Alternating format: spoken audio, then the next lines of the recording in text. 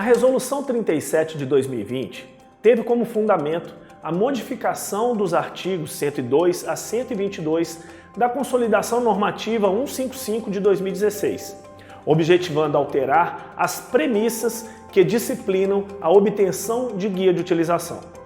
No parágrafo 102, acrescentou-se as possibilidades de obtenção de guias de utilização justificadas pelas políticas públicas, formalização das micro e pequenas empresas, desenvolvimento da pequena e média mineração, extensionismo mineral, formalização, cooperativismo e arranjos produtivos locais, que visarem pesquisar minerais estratégicos, que visarem a garantia de insumos para obras civis e de infraestrutura, com investimentos relevantes para a balança comercial brasileira, com projetos que promovam a diversificação da exportação brasileira e fortalecimento das médias empresas.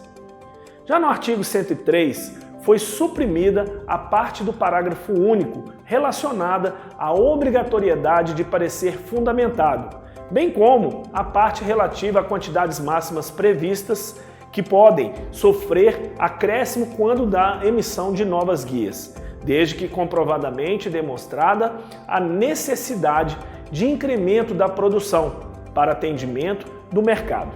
Já em relação no artigo 104, no inciso 1º, foi inserida a palavra declaração no lugar de justificativa e a obrigatoriedade da descrição dos depósitos potencialmente existentes ou passíveis de estimativa, a extensão das respectivas áreas, o que não existia anteriormente.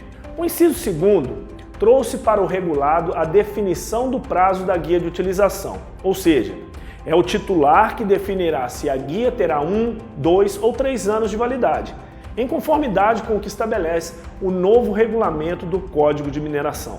No inciso 3º, há a obrigatoriedade da apresentação de mapas, plantas, fotografias e imagens demonstrando a situação atual da área e o seu entorno, mapas de uso do solo, geologia, drenagens, limites municipais, edificações, unidades protegidas e ou restrições, cartas plano e altimétricas, modelo digital de terreno e imagens digitais de satélite, radar e aérea com alta resolução. Cabe destacar que foi suprimido o parágrafo que citava sobre as exigências. Vide aí o artigo 105 da nova resolução. Esse artigo 105 ele destaca a existência de diversas novidades em relação ao anterior, ressaltados os pré-requisitos obrigatórios necessários à emissão da guia de utilização. Merece destaque que neste ponto o procedimento em relação a requerimentos com volumes superiores ao destacado no artigo 4º.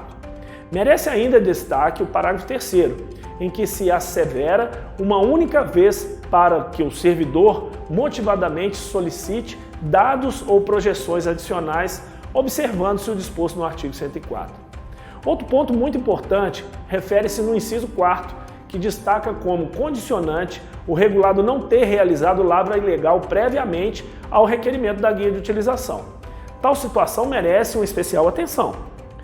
O artigo 106, que tratava do assunto licença ambiental, foi revogado, fazendo-se referência a esse assunto só no próximo artigo, que é o 107.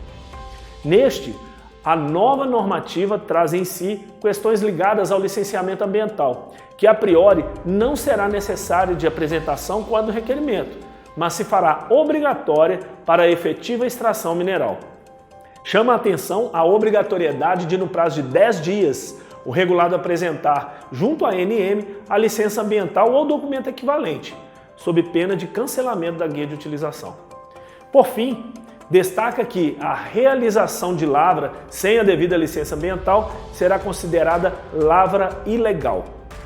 O artigo 108, que tratava da instância responsável pela emissão da guia de utilização, revogado, e o 109, o qual trata sobre recurso referente à decisão de emissão da guia, foi mantido sem alterações.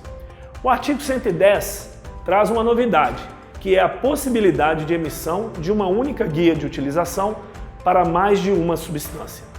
O artigo 111, que tratava da validade da guia de utilização vinculada ao prazo da licença ambiental e do alvará, o que vencesse primeiro foi revogado. muito provavelmente tendo em vista o novo regulamento do Código. Não obteve mudanças nos artigos 112 a 116, sendo mantidos na íntegra as premissas estabelecidas pela Consolidação Normativa 155 de 2016. Já no artigo 117 foram inseridos os seguintes incisos. Inciso 11º. Não realizar qualquer atividade de extração sem a prévia obtenção de licença ambiental ou documento equivalente. E o inciso 12º. Suspender imediatamente atividades de extração mineral, uma vez expirado o prazo de vigência da licença ambiental ou documento equivalente. Os artigos 118 e 119 foram mantidos na íntegra, porém, o 120 acrescentou a obrigatoriedade de apresentação da planta topográfica da área lavrada pela guia de utilização, na mesma escala da primeira planta, fornecida quando do requerimento da guia de utilização. Finalmente, os artigos 121 e 122 apresentam as seguintes mudanças. O 121 modificou a nomenclatura de nova guia de utilização para prorrogação da guia de utilização, o que aduz na continuidade do número da guia de utilização anterior. Foi suprimido o parágrafo 2º, que indica que se a ANM não analisar o requerimento de prorrogação no prazo de 1 ano, o regulado terá obrigatoriedade de paralisar suas atividades de lavra. Artigo 122, uma redação muito parecida.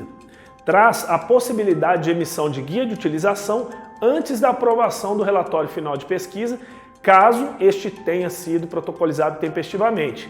E no parágrafo 2º, a guia de utilização perde a vigência assim que a LO perder sua validade.